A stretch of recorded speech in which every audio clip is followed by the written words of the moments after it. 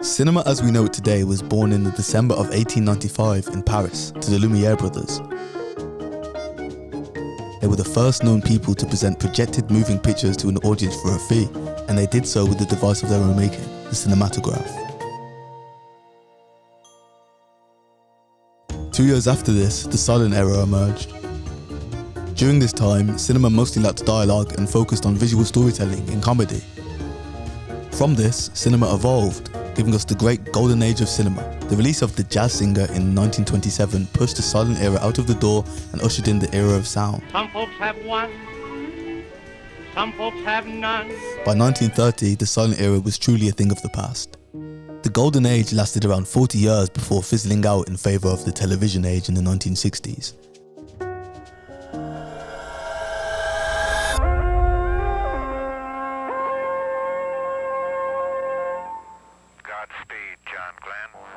The meteoric rise of television ensured that every home owned a television, while the Hollywood studio system was collapsing. This collapse, in conjunction with the emergence of television, resulted in a drastic decline of ticket sales. To combat this and draw in consumers from their homes, cinemas enhanced and exploited their medium's technological advantages, such as colour and large image size. The 1950s were the first decade of drive-in movie theatres, stereo sound, widescreen formats, and 3D film technology. The most recent and most dominant age of them all is the computer age, beginning in 1980 and continuing on till today. Movie theaters are also the latest business to shut down in recent days. UK-based rival Cineworld warned of a possible bankruptcy. Cineworld shares plummeted on Monday. That after the movie chain operator failed to find a buyer. We weren't really surprised when we kind of got the shut. It was a very dark time. We did shit ourselves a little bit. The destruction of an industry. Landlords wanted their money. We didn't have any money to pay them. We kind of just all worried together, really.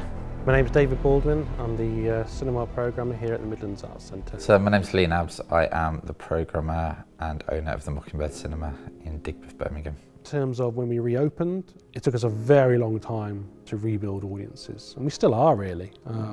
We're still adapting to it, to a new environment. Post-COVID is a very different world. You know, everyone was in the same boat, so I think it took a little bit of time for people to kind of trust coming back to the cinema. You know, there was no actual reported COVID outbreaks in cinemas. People weren't coming back. We had all these restrictions in place. Like the whole industry did have some crazy restrictions. Audience habits have changed drastically in the time that we were closed. People have got used to doing different things, and so we had to, it was a bit of an uphill climb. Are you ready for Barbenheimer mania? That's because today's the day. It's being touted the Barbenheimer phenomenon. Barbie and Oppenheimer films are smashing box office records and revitalising cinemas around the country. I think it's really helped. We've kind of seen a lot of more familiar faces from Barbie and Oppenheimer. I know, speaking to people, it was their kind of first time back to the cinema.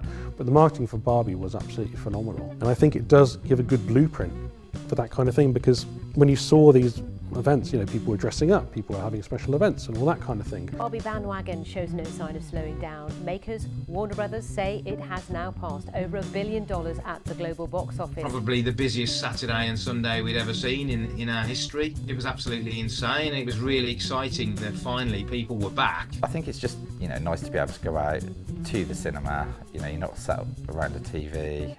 You know, you can't talk, you can't go on your phone. If Barbie had been dropped onto a streaming service, no way would it have had any kind of impact that had. Whoever thought of that idea needs paying a lot of money by a marketing team, because it just became a thing, and it just became this phenomenon. What does cinema mean to you? Yes, yeah, big question. Escapism from the real world.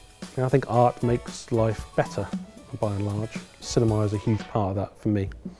Life's tough and can be tough for people, and I think cinema's a great place to go sit in the dark and kind of forget your problems. The cinema is about making memories, and I think that the reason why I do what I do is because my very first memory was going to the cinema with my granddad. It's a shared experience that you can't replicate at home. I think what we learned was that there's a great film community in Birmingham. People have really got our backs, which is nice, you know. We see the familiar faces coming back all the time. So I think the cinema means a lot more to people than we first thought, I think. obviously cinema.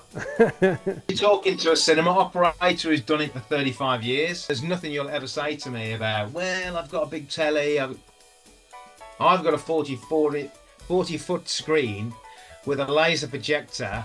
I've got Dolby Atmos. I've got very comfortable seats. What I've got in my theatres, you can't replicate at home, unless you're Jeff Bezos or someone like that. I think my favourite thing about the Mockingbird is that we can put on events that we like and that we would go to.